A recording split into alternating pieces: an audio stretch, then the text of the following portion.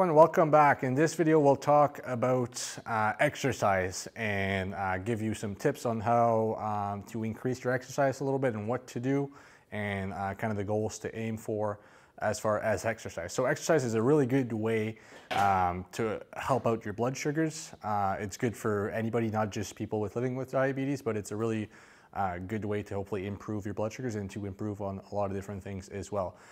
Exercise can include a lot of different things. It can include sports, so if people are playing sports. It can include different activities like working out or going for walks, things like that. But it can be just things you do on a daily basis. Every little kind of movement counts, and it all helps towards your total, your goal for weekly exercise. So exercise is really good to increase your fitness. So if you're adding a little bit more exercise, it's going to help increase your fitness a little bit. Like I said, it will help to help you manage your blood sugars, so hopefully give you better blood sugar control. It will also help your cholesterol numbers, your blood pressure. It can help you lose or maintain your current weight, and it has been shown to also help prevent or reduce the risk of any complications associated with diabetes as well. So exercise is a really big part of it. People will sometimes only look at diet, but exercise is also a huge part into getting better blood sugar control. So exercise can mean a lot of different things to different people, and it's about finding something that you like doing and that you'll continue doing. If you, let's say, don't like to go swimming, but that's what you do, it doesn't mean that, or it's not necessarily something that you might continue to do. So it's just about finding something that you like. Some people will do dancing for a type of physical activity, things like that. So just finding something that you enjoy and that's going to help you stick to it. There's two different types of exercise. So you have aerobic exercises. So that's walking, swimming, doing some biking, going out for a jog, like I said, dancing, things like that. So those exercises are basically going to use large muscle groups. So let's look at walking. Let's say you're going to be walking outside, you're going to be using much of your lower body. So those type of exercises are really good for your fitness, but it's also good to kind of get you moving and hopefully bring down your blood sugars as well. So for it to be considered aerobic exercises, it needs to be done for at least 10 minutes. So if you go for a 10-minute walk, that's considered some good exercise.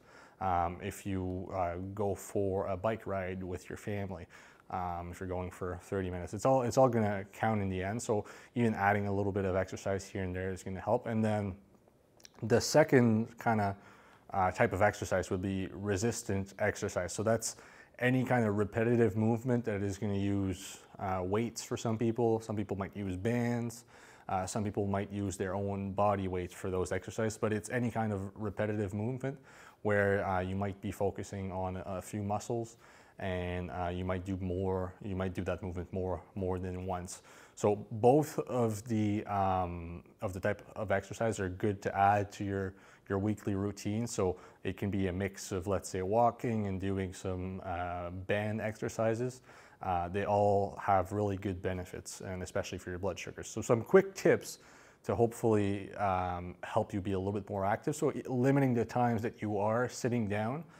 If you're a person that sits for hours and hours, it's a good tip that every 20 to 30 minutes, maybe adding a little bit of movement. If it's walking across your house a few times and then coming back to sitting down, that might be a way to do it, but just limiting like long times that you're sitting and not moving a whole lot.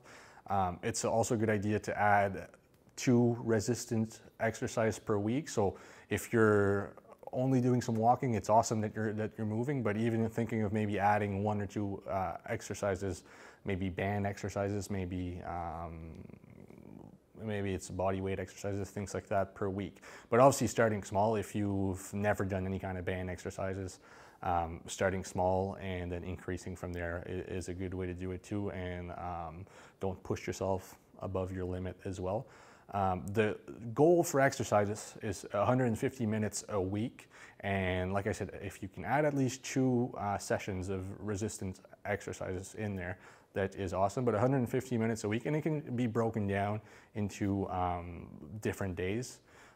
You can maybe set a goal of 20 to 30 minutes of walking every couple of days, and then everything's gonna add up, right? At the start, I mentioned that any kind of movement counts. So even going up the stairs for 5-10 minutes, if you're going at an appointment and there's stairs or things like that, or parking in the back of a parking lot when you're going shopping, and then you're walking the whole time. So everything is gonna help add to the 150 minutes a week. So some really quick tips, and it's, like I said, finding something that you like doing is a really big part of it too, so that you, hopefully if you like doing something, you'll continue with the exercises, and it might be easier to stick to it than if you start something that you don't really like doing and you don't enjoy. It will be a lot tougher to stick to those things. So obviously with this, you'll be doing some exercise a few times a week with bands. So right there, you're doing some resistant exercises, and it might be just adding a little bit of maybe it's walking, maybe it's biking, things like that, to reach the goal of 150 minutes per week.